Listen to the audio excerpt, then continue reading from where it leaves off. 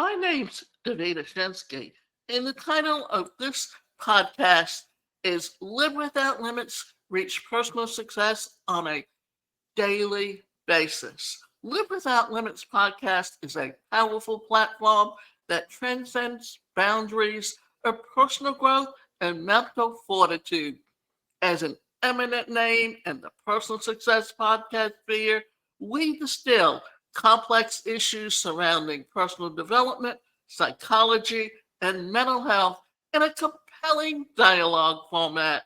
Our nuanced approach fosters insightful conversations on relationships, offering pragmatic advice to navigate challenging waters.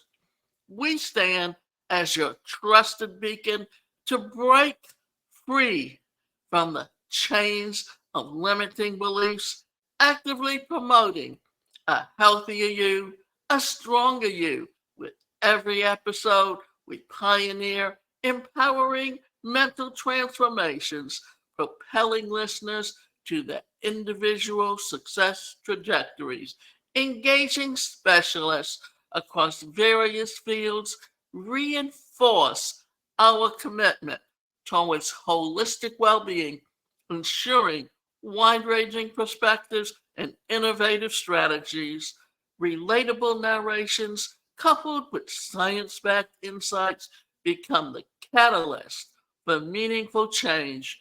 Live Without Limits, reach personal success on a daily basis, unravels the astonishing potential within you, one podcast at a time.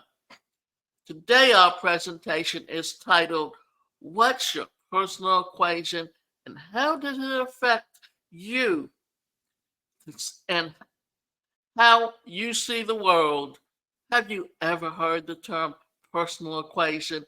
The term personal equation in the 19th and the early 20th century, science referred to the idea that different observers have different reaction times, which can introduce bias when it comes to measurements and observations ongoing in the world of astronomy.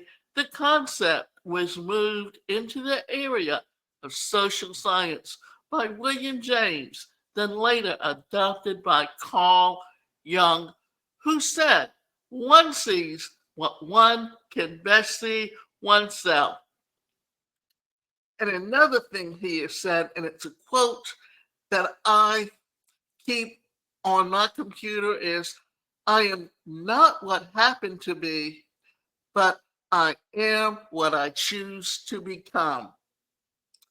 Carl Gustav Jung, the Swiss psychiatrist and psychoanalyst, founded a theory that each one of us experiences the world according to a particular combination between the way of recharging energy and the degree of development of the four psychological functions: thinking, feeling, sensation, and intuition. In psychology, the combination is called personal equation. Knowing it helps us to better understand our way of seeing and experiencing the world. The purpose of this podcast is to review some of the aspects of the personality according to Jung's theory and put into perspective not only our own way of observing what surrounds us, but also to recognize that each one does so from different and equally valid place. So how do you direct your psychic energy? Jung claimed that there are two types of people: those who recharge their energy from the outside, whom he called extroverts; those who recharge from within, whom he called the introverts. This explains why some of us seek to be around lots and lots of people to feel revitalized, while others experience the same thing by spending time alone. Introversion and extroversion are the two ways of directing psychic energy. Introverts tend to look into their inner world, but it too can plan for the future, understand what is happening to them in the present, learn from the past. Being an introvert does not necessarily imply being shy, insecure, or unsociable.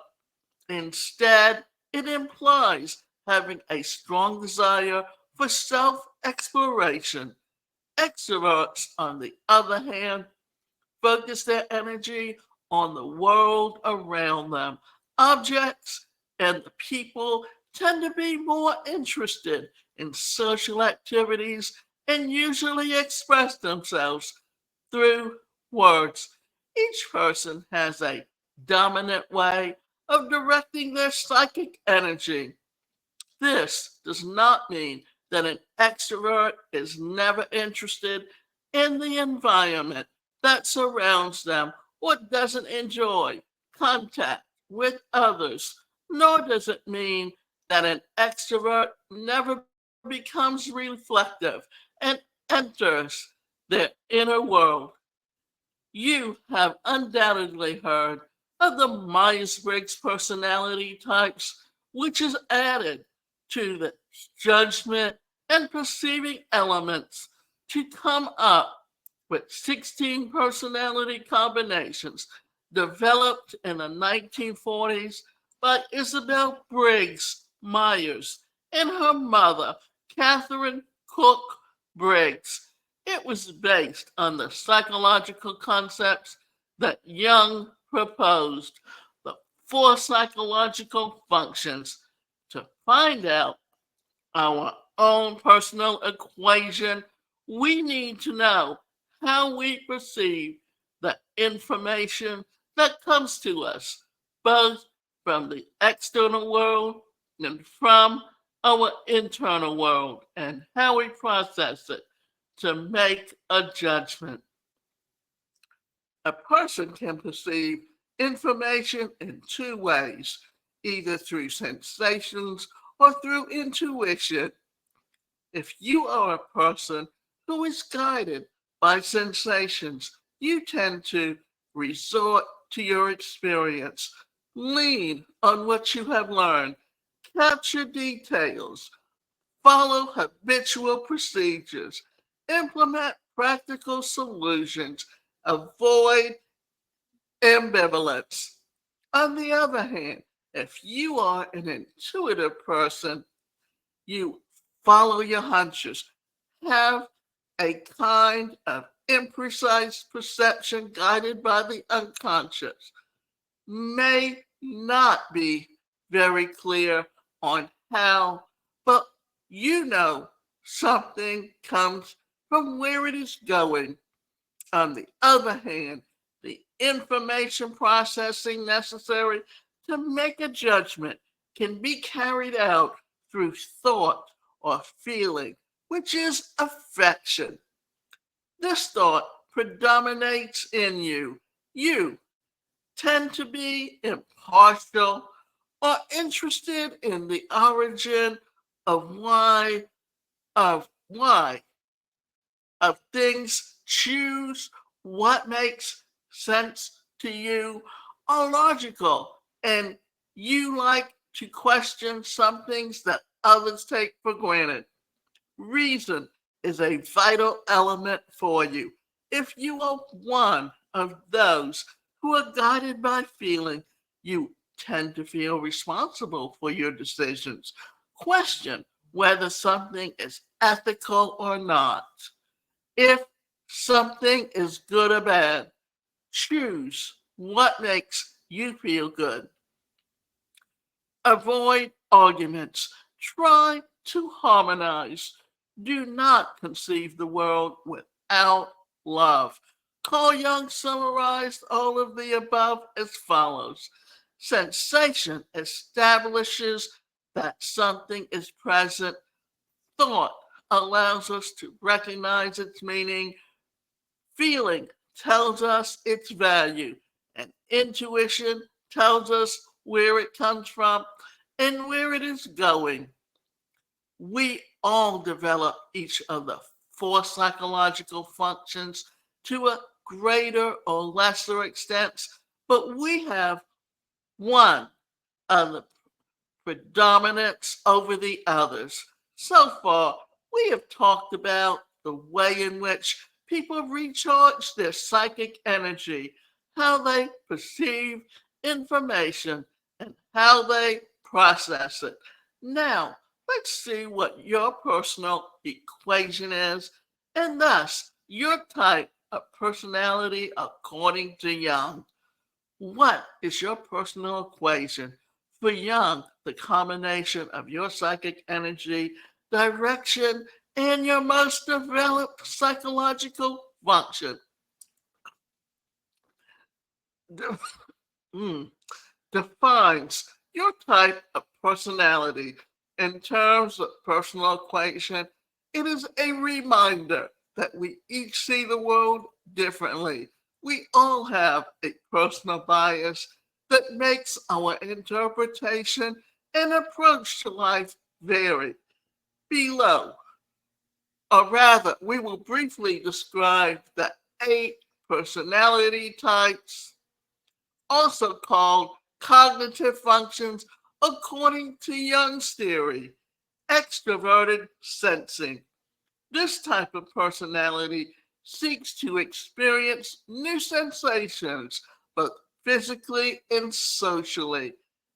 They participate spontaneously in new experiences, either in the company of friends or acquaintances. They're jovial people who can sometimes be perceived as intense. They have the ability to take advantage of the dynamism of the situation and act according to the opportunities that arise in the moment. Extroverted intuiting. These people have the ability to discover how to transform what is into what could be. They tend to anticipate results, predict trends, forecast the course of their own or others interpersonal relationships and share their vision with them. Inventors, entrepreneurs, and innovators are a good example of this group. Extroverted feeling. In this personality, consciousness is focused on the good or bad. They are conciliatory, empathic, honest, charitable. They are humanitarian people who tend to be concerned about unification and social progress. Extroverted thinking. This group includes people who tend to seek explanations for the phenomena that occur both in the external world and in the internal world. They make use of the norms, laws, theories, and principles of structure reality accurately. In a few words, they are logical, mathematical people, introverted sensing. This type of personality is interested in vibrations they experience from the stimuli captured in their senses. That is the influence of the senses on themselves. These people can recognize their emotions in real time, remember in great detail a taste, sound, or tactile sensation associated with a significant memory, relive a sensory experience each time they are exposed to a situation similar to the one that has triggered the memory. introverted, intuiting. These are dreaming people, a little detached from reality and the present moment. They constantly explore new possibilities in their inner world. They tend to fantasize about the future and better ways to doing things. They tend to be perfectionists. Their imaginary potential allows them to anticipate changes at a social level and more easily identify the meanings of certain symbols. Introverted feeling. The group experiences the world linked to feelings. Their way of thinking and feeling cultivated within gives them peace and authenticity that can sometimes be seen as indifference towards the periphery. Despite being more reserved, they also show empathy, solidarity, affection in smaller groups. Introverted thinking, their main interest is deep reflections, abstract ideas, and theoretical battles between different ways of seeing life. They are people who tend to philosophize and enjoy literature. So, what is your personal equation after having finished this brief review? You may have realized that both your vision of the world and your personality are made up of various elements, some of them present in a greater proportion. You'll understand that everyone observes the same world but a very different perspective, giving greater priority to what connects to them. You may also have noticed that you have a bit of each psychological function. You may remember times when you went by feeling rather than reason, or when you decided to go by a hunch, ignoring what your senses told you. We are dynamic beings with some more accentuated tendencies, but with the ability to make use of our potential and adapt to the demands of our environment. If you identify your personal equation now, you understand a little better what your strength is and also what aspects of you require more work to achieve in the wholeness. And the last thing that I'm going to say about it is this, that there are different types of assessment profiles. The Myers-Briggs is one. There's another one that uses colors, and the one that I'm most familiar with is the disc profile, because it talks about the dominant profile, the interpersonal skills, the steadiness profile, and the conscientiousness profile.